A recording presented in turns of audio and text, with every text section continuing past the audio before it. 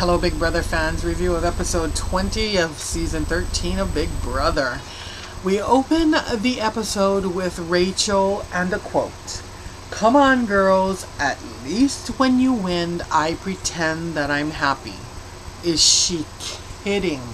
Does she have no clue? Seriously, she needs to have a mirror in front of her at all times, 24/7, because there's just no explaining how she doesn't understand what she comes across as.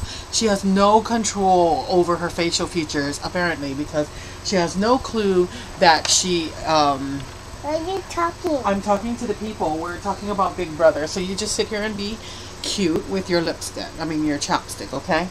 Yeah, so she needs to be put into check. I mean, even if she, obviously she had to have gone home last season, and looked at her season, and looked at her facial features and the emotions that are portrayed on her face. Seriously.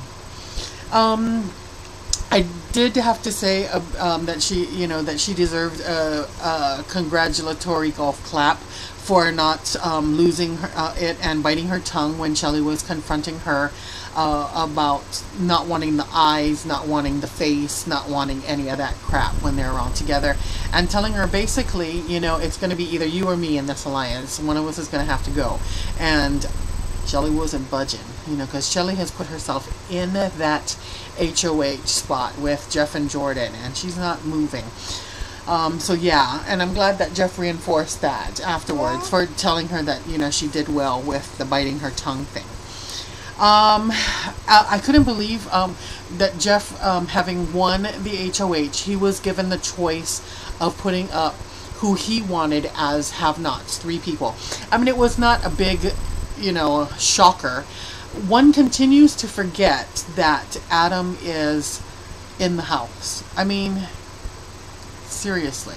People are saying if one of the people are gonna win the POV, then they're automatically thinking that Rachel is gonna have to go up in the spot. Has everyone absolutely totally forgotten the fact that Adam is also still in that house? And I'm telling you right now that if they don't get him out next week, he's going to win Big Brother, and I am not kidding about that. He is continuing to skate by, and at the end he's gonna no you are just too distracting.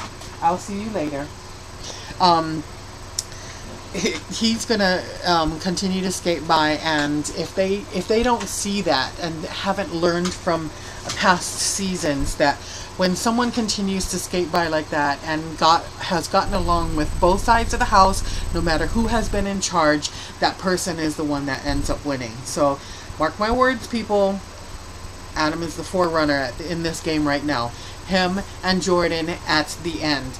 And then people are going to vote for Adam because Jordan's already won. Even though I would want to say that she deserved it over him. But really, the HOH that she won was just pretty much handed to her. So it's not like as if she's really totally worked for a whole lot in this game. But that's neither here nor there. What else do we have here? So yeah, I started on that whole tangent because I wanted to point out that Portia and Danielle have never been a have-not. I can't believe that, really. But then I always consider those I never really kind of cover the have-nots and whatnot, but Danielle was really good at pointing that out, that when you're on that slop, I think I once looked at the properties. There was somewhere had posted something about it, and it does have I want to either say it has protein in it, or they are also provided protein. I know one of the guys was saying, one year, one of those pump it up muscle mans, pump you up, was saying that they needed the protein, or they're just, pretty much going to shrivel up and die, which is the truth, So if I believe at that point they were given protein supplements. I don't know if that still continues to this day. But Danielle made a good point at pointing out that it does make you sluggish and irritable and not too happy of a camper. And then add that to the fact that you're in this room where the lights are never out. Apparently, it's just a hard bed. There's no mattress whatsoever under you. I remember one of them in there was saying, let's just steal a whole bunch of blankets and, you know, pile it up to at least, you know, get something under their bones. So you add all those things together, and being a have-not is just not happy. And it doesn't put you in a good position for when you have to fight for things, you know. Not so much the POV, but the HOH, because, you know, after that, you've been on the slop for an entire week. And yes, they, you know, they still give you that America's Choice stuff, but really, I mean, you've got to eat a crap load of hard-boiled eggs and in order to get at least some sort of protein, or you know what I mean, for your body to get going. So it really does put you at a disadvantage.